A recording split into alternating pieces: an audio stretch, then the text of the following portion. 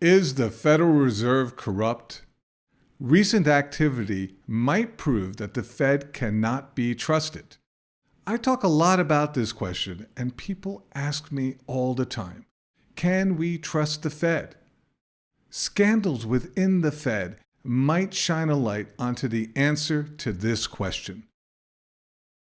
Over the weekend, Bloomberg reports that U.S. Federal Reserve Vice Chair Richard Clarida traded between $1 million and $5 million out of a bond fund into stock funds one day before Chair Jerome Powell issued a statement indicating potential policy action due to the worsening of the COVID-19 pandemic, reported by Bloomberg on Friday.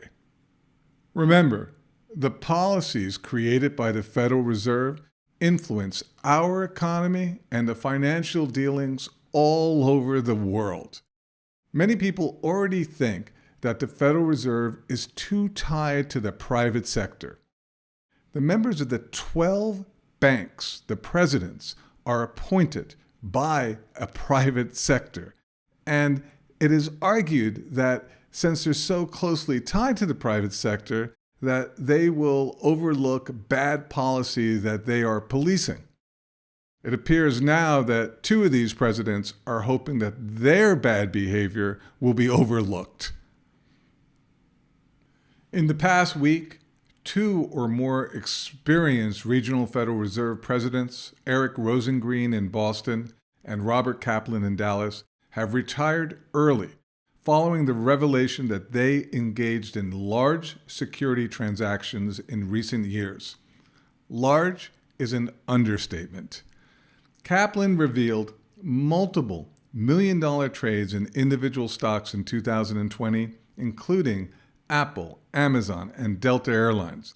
He owned 32 individual stock fund or alternative asset holdings, including 27 valued at more than $1 million at the end of 2020, according to the disclosure CNBC reported.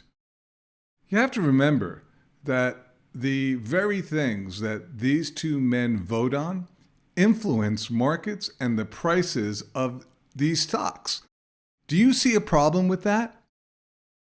Now, I'm not saying that Fed Chairman Powell or Nancy Pelosi are doing anything wrong, but it does beg the question when Forbes reports that Fed Chair Jerome Powell has a very large securities portfolio, reportedly over $50 million, and reports that senior American politicians like Nancy Pelosi actively trade securities and derivatives more than any time in history.